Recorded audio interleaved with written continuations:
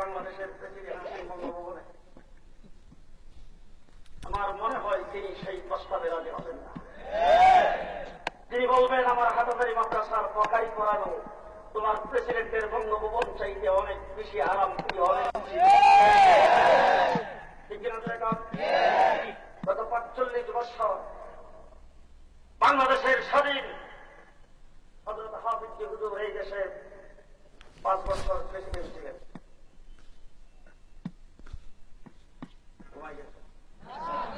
কথা বল নাই। হাফিজ হুজুর এই দেশের কয় বছরের প্রেসিডেন্ট? হাফিজ হুজুর কোনদিন প্রেসিডেন্ট ছিলেন? শেখুল হাদিস আল্লামা আজিজুল হক উদাহরণ দেশের প্রধানমন্ত্রী কয়েক নাম ছিল। কথা আসতে বলেন কেন? মুফতি ফজলুল হক আমিনী সাহেব স্বরাষ্ট্রমন্ত্রী ছিলেন কয়দিন? আরো দু এখন জি আল্লামা বাবুনগরী সাহেব এদেশের পররাষ্ট্রমন্ত্রী কয়দিন ছিলেন? আল্লামা আহমদ শফি এই দেশের অর্থমন্ত্রী ছিলেন কোনদিন? তার ৪৫ বছর এই দেশের রাষ্ট্র পরিচালনা করেছে আওয়ামী লীগ, বিএনপি, জাতীয় পার্টি। আল্লামা আহমদ শফি সবার জন্যই দোয়া করেছেন। পরিষ্কার বলতে চাই, এই দেশের কোন সরকারের বিরুদ্ধে আমাদের কোন আন্দোলন নাই। আমরা ৪৫ বছর ক্ষমতায় তোমাদেরকে দিয়ে রেখেছি, তোমরা এই ক্ষমতায় বারবার দিয়েছ, ক্ষমতার মস্তরে তোমরাই বসেছ, তোমরা বসবা, আমাদের আপত্তি নাই। কিন্তু ইসলামের বিরুদ্ধে যারা করবে তাদের ব্যাপারে আমাদের আন্দোলন।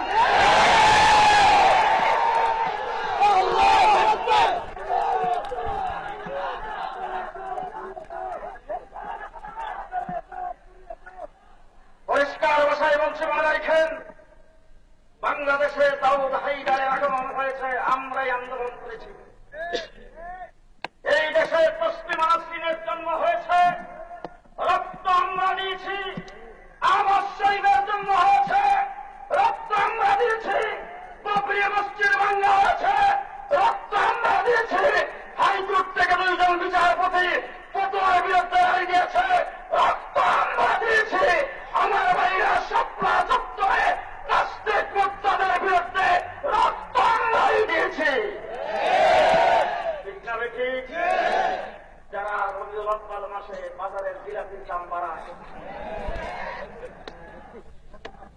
বাংলাদেশের কোথাও তাদের কোথা রক্ত দিতে দেখি নাই।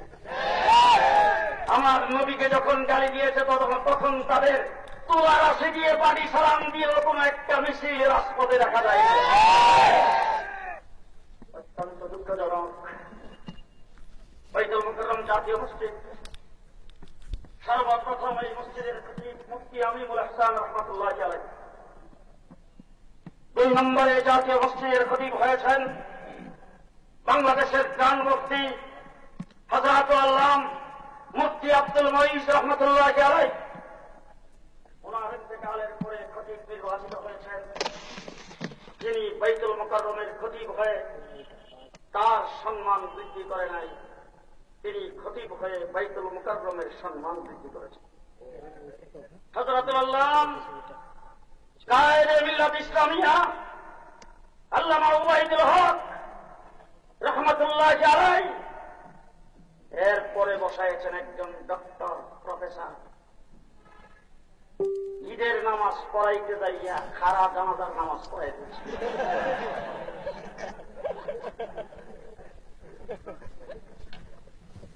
প্রেসিডেন্ট সাহেবও পেছনে ছিলেন, প্রেসিডেন্টের ইজ্জত গেল কোথায়? আবার এখন শুনতেছি যারা রবিউল আউয়ালের জিলাপি আর মিষ্টির দাম বাড়ায়, দিনের পতাকার কোনো মেহনত নাই, তাদের সামান্যতম কোনো অবদান নাই, তাদেরকে নিয়োগ দেওয়ার পাইতারা শুরু হয়েছে। যদি এই ধরনের কোন নিয়োগ বাইতুল মুকাররমে হয়, সারা বাংলাদেশ মুসলমানেরা গর্জে উঠবে। কে কে রাজি আছেন?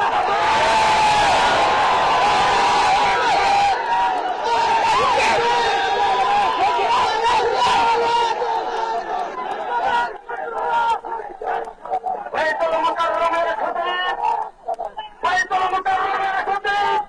বাংলাদেশে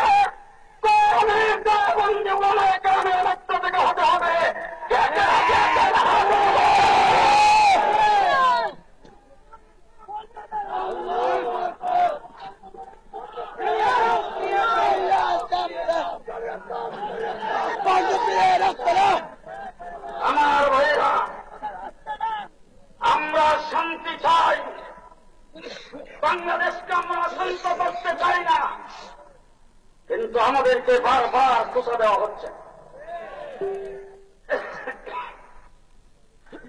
গ্রামের মধ্যে একজন ভদ্রলোক মানুষ শহরে আসা যাওয়া করে, গ্রামের মানুষ তো সবাই শহরে যায় না, শহরের মধ্যে চলে রেলগাড়ি। গ্রামের লোকজন অনেক আছে, রেলগাড়ি জীবনও দেখছে না। আপনাদের চিটাগাঙ্গে এরকম মানুষ থাকতে পারে। তো ওই ভদ্রলোক মানুষকে একদিন সবাই মিলে দশে ধরে বলে যে, সাহেব আপনি শহর মধ্যে আসা যাওয়া করেন,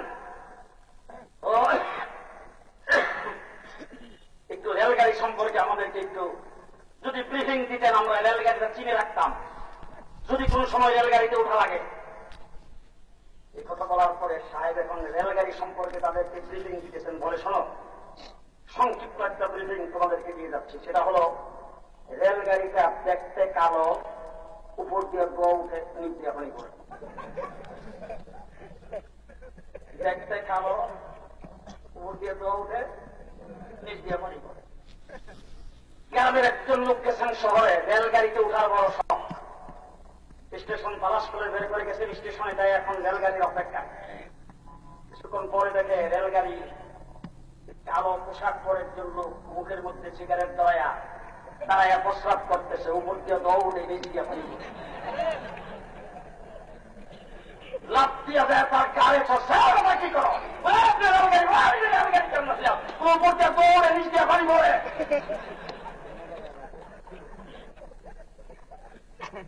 বিচারপতিদের পক্ষ থেকে বলে দেওয়া হয়েছে, মাথায় টুপি, গায়ে লম্বা জমায়, গায়ে সন্ত্রাসী, উপর দিয়ে দৌড়ে নিচ দিয়ে পানি পড়ে।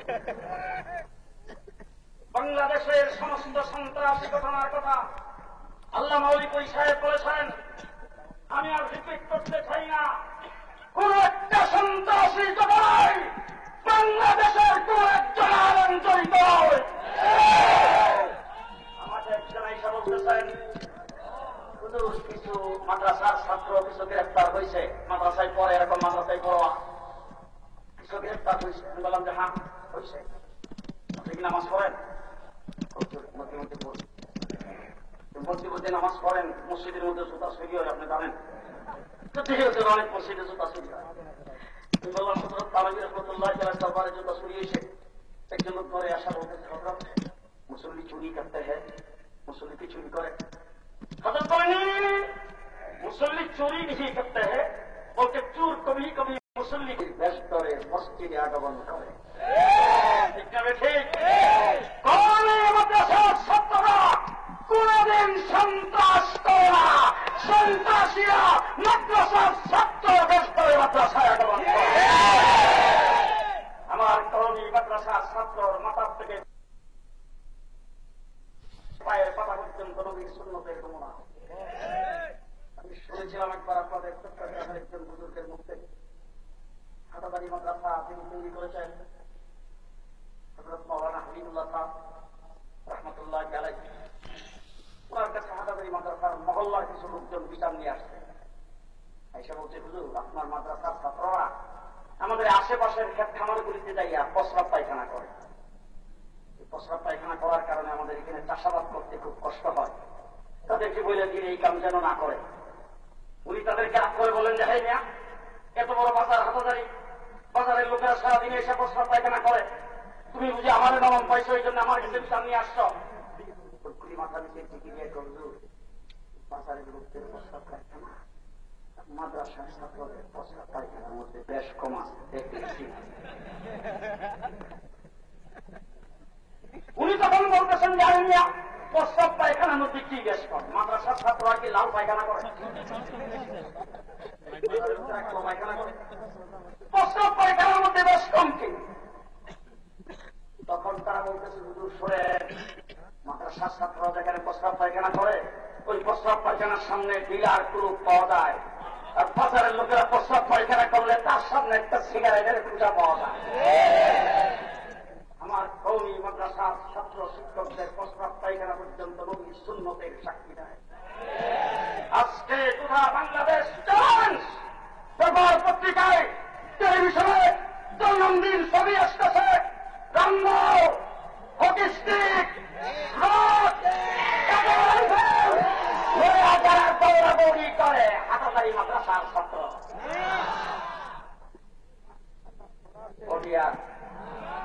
নাজিরহাট নাজিরহাট ঢাকার লালবাগ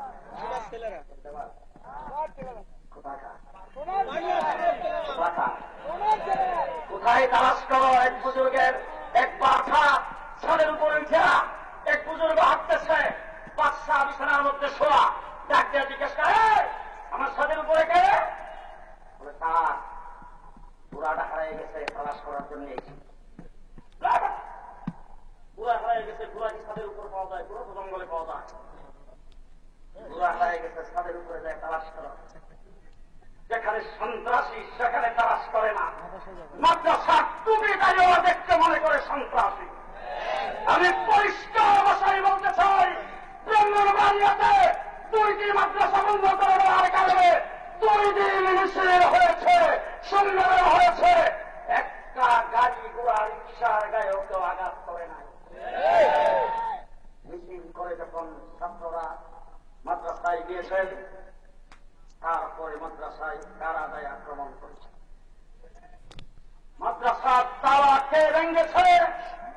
মাদ্রাসার 3 তলার উপর উঠে বই পুস্তক কোরআন শরীফ পর্যন্ত কারা করেছে, তাদেরকে খুঁজে বের করতে হবে, নতুবা গোটা বাংলাদেশ ব্রাহ্মণবাড়িয়ায় পরিণত হয়ে যাবে।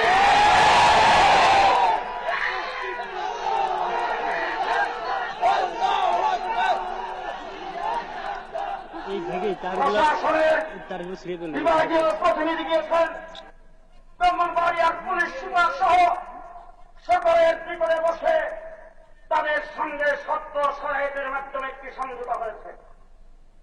আজকে মাদ্রাসার ছাত্র আর মোলামায়েকেরাম নিরীহ মুসল্লিদের বিরুদ্ধে আত্মী মান্য হয়েছে। এই জন্য পরিষ্কার বলব, পাতানোর খেলা সাজানো হয়েছে। যদি এইভাবে মামলা হতে থাকে, আর যদি ব্রাহ্মণবাড়িয়া মাদ্রাসার কোন ছাত্রকে গ্রেপ্তার করা হয়, তাইলে আমি ব্রাহ্মণবাড়িয়ার সন্তান হিসাবে বলে গেলাম, সত্য মানি না।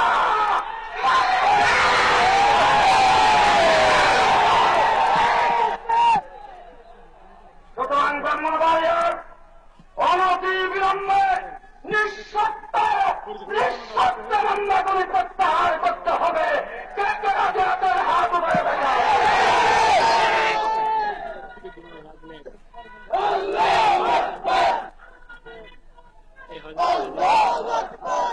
প্রিয় ভাই বন্ধুগণ, আমরা যখন বলেছেন, আমরা যখন আন্দোলন করি, সকল চত্বরে যখন জমায়েত করি, তখন আমাদেরকে বলা হয়েছে 85 কোটি টাকার লেনদেন। 85 কোটি টাকার লেনদেন। আবার দেখবেন যে ওইকে টকশো তৃতীয় মাত্রা এই সমস্ত ইয়েতে বসে বসে তিনি করতো, এত বসে কই বাইরে এতগুলি ছাত্র থেকে খাওয়াই কি করে প্রত্যেকে আসেন, প্রত্যেককে আসে সেটা দেখার জন্য তুমি টেলিভিশনের এসি রুমের ভিতরে বসে থাকতে হবে। গোটা বাংলাদেশের কওমি মাদ্রাসাগুলো একমাত্র প্রতিষ্ঠান যারা বাৎসরিক মাহফিল করে, নারায়ে তাকবীর স্লোগানের মাধ্যমে চাঁদা কালেকশন করে, আবার জনগণের সামনে পরিষ্কার পাই পাই করে হিসাব দেয়। বাংলাদেশের কোন কলেজ ইউনিভার্সিটি আজ পর্যন্ত বাৎসরিক মাহফিল করেছে কয়টা? কোন কিন্ডার গার্ডেন, কোন প্রাইমারি স্কুল কোনদিন করেছেন? বুজুর্গের কাছে গেছে, এত বড় বড় ব্যাগ দিয়া পাক হয়, টাকা পয়সা কোথায় থেকে আসে তদন্ত করার জন্য, তাইয়া দেখে বুজুর্গের দরবারে যারা আসতেছে সবাই সব মুসাফা করে, খালি হাতে কেউ করে না, মুসাফা করি বলে হুজুর হাদিয়া। গোয়েন্দা তারা গেছে, একজন আরেকজনের করে সবাই যে হাদিয়া দিতেছে তাদের সঙ্গে হুজুর খুব সুন্দরভাবে কথা বলতেছে, আমরা কিছু না দিই, আমাদের সাথে ভালো করে কথা বলবেন।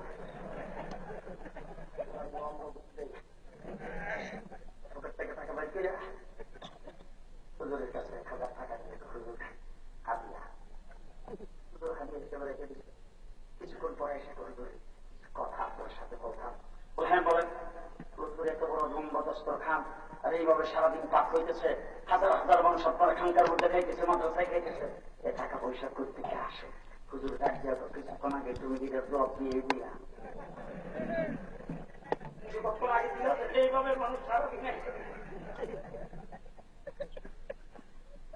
ভারতের সঙ্গে 85 কোটি টাকার লেনদেন, আমার এখন বলে যে সরকারের সাথে সমঝোতা। আমাদের এই বাংলাদেশে কোন সরকার, কোন বিরোধী দল, কোন ক্ষমতা হারা কারোর সাথে কোন আপাত নাই। আমরা পরিষ্কার বলেছি, ক্ষমতার থেকে কাউকে নামাইতেও চাই না, কাউকে ক্ষমতায় বসাইতেও চাই। আমরা কাউকে নামাইতেও চাই না, কাউকে বসাইতেও চাই না।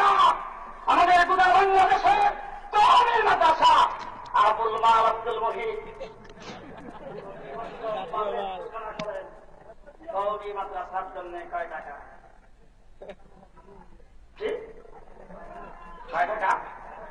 কয় টাকা? মন্ত্রণালয়ের বাংলাদেশে অভাব নাই। আগে ছিল রেল ও জনপথ মন্ত্রী, এখন রেলটা আলাদা করছে। আবার আগে ব্রিজ মন্ত্রী ছিল না, এখন ব্রিজ মন্ত্রী হচ্ছে। এরপর দেখবেন বন জঙ্গলের মন্ত্রী আছে, আছে না? মাছের মন্ত্রী আছে, পানীয় মন্ত্রী আছে, হ্যাঁ গরু বছরের কিন্তু মন্ত্রী আছে। রাস্তা দিয়ে গাড়ি চলে হিলের মন্ত্রী আছে, যে রুডে চলে রুডের মন্ত্রী আছে, আছে না? সড়ক ও জনপথ মন্ত্রী, কথা বলেন না কেন? আছে না নাই? সব কিছুর মন্ত্রী আছে, একটা মন্ত্রণালয় নাই। সেই মন্ত্রণালয় হল যুব সমাজের চরিত্র গঠনের মন্ত্রণালয়। সেই মন্ত্রণালয়ের দায়িত্ব নিয়েছে বাংলাদেশে বিভাগের সভাপতি আল্লামা আহমদ শফিক। আমরা মানুষের চরিত্র গঠন করি, সন্ত্রাসী তৈরি করি। আমার নবী সাল্লাল্লাহু আলাইহি ওয়াসাল্লাম যেই যুগে আসছিল, আমাদের বাংলাদেশের সমস্ত সন্ত্রাস যদি আপনার কল্যাণ চান, আমাদের বাংলাদেশের যত বড় সন্ত্রাস, এখন এখান থেকে আপনি যদি রিক্সা দিয়ে যাইতে চান, রাস্তায় যদি আপনাকে কেউ আটকায়, এটা তো সন্ত্রাস। যদি আটকায়, রিক্সা আটকানোর মতন আর একটু বড়, আপনারা কি কথা বলেন? প্রাইভেট কার আটকাইছে, এটা কত বড়? চট্টগ্রামের মেয়র আটকাইছে, এটা কত বড়? মন্ত্রীর গাড়িতে মারছে, এটা বড়। তাই বাংলাদেশের সবচেয়ে বড় সন্ত্রাসী ঘটনা হল বঙ্গবন্ধু শেখ মুজিবকে যেদিন হত্যা করেছেন, জিয়াউর রহমানকে যেদিন শহীদ করেছেন। এত বড় বড় হত্যাকাণ্ড যা হয়েছে, এর চাইতে বড় পৃথিবীর সমস্ত সন্ত্রাস যদি একত্রিত করা হয়, তার সঙ্গে তুলনা হবে না। সেই সবচেয়ে বড় সন্ত্রাসী হযরত ওমর ইবনুল খাত্তাব, আমার রাসূলের দরবারে যাইয়া তিনি আদিল ইনসাফের বাদশাহী পরিণত হয়েছে। আজকে সেই আদর্শ আমার দেশে আল্লামা আহমদ শফির নেতৃত্বে কওমি মাদ্রাসা এই দেশে কায়েম করে। ঠিক না বেশি? হেফাজত ইসলামের সংগঠনের কথা বলেছেন মাওলানা আইয়ুব ইসলামের সাহেব। আমি আপনাদের কাছে জানতে চাই, হেফাজত ইসলামের আজকে এই সম্মেলন হয়েছে, প্রত্যেকটা থানায়, প্রত্যেকটা জেলায়, সব জায়গায় শাহের সম্মেলন হোক, হক কথাগুলি মানুষের সামনে বলা হোক। আমি ধন্যবাদ জানাই চট্টগ্রামবাসীকে, ধন্যবাদ জানাই কক্সবাজারবাসীকে যারা এই সম্মেলন উপহার দিয়েছেন। আজকে আমি জানতে চাই, সব জায়গায় সম্মেলন হোক, হেফাজত ইসলামের তৃণমূল পর্যন্ত সংগঠন হোক, এই আপনারা কে কে চান একটু হাত হাতটা উঠে রাখেন, হাতটা উঠে রাখেন। সবাই যদি চান, আমাদের কোন বাজেট নাই, আমাদের টাকা পয়সার কোন উৎস নাই, আমাদের টাকা পয়সার উৎস হল জনগণ। হাত ছাড়া উঠেছেন, মেহরবানি করে টাকা থাকুক আর না থাকুক, হাতটা পকেটে ঢুকাবেন। হাত পকেটে ঢুকান, পকেটে পকেটে পকেটে। টাকা না থাকলেও পকেটে ঢুকান, টাকা না থাকলেও ঢুকান, না থাকলেও ঢুকান। যারা দাঁড়ানো, যারা বসা, পুলিশ বাহিনী, আইন শৃঙ্খলা বাহিনী যারা আছেন, আপনারাও শরীর খান। মেহরবানি করে হাতটা পকেটে ঢুকান। টাকা থাকলে টাকা সহ বের করবেন, টাকা না থাকলে খালি হাতে বের করে আল্লাহ বলবেন যে আল্লাহ টাকা নাই, এই জন্য দিতে পারলাম না। একদম পেছনে যারা দাঁড়ানো আছেন রাস্তায়, এই জায়গা থেকে কয়েকজন হাইটের সামনের দিকে আসেন, একদম সামনের দিকে রুমাল দিয়ে রুমাল বের করেন। মাদ্রাসার ছাত্ররা, ফোন দিয়ে ভাইয়া দাঁড়ানো যারা আছেন রাস্তায়, মেহরবানি করে রুমাল বের করেন। দোয়া হবে আগে মাদ্রাসে আপনারা সকলে যাবেন। সকলকে ধন্যবাদ জানাচ্ছি।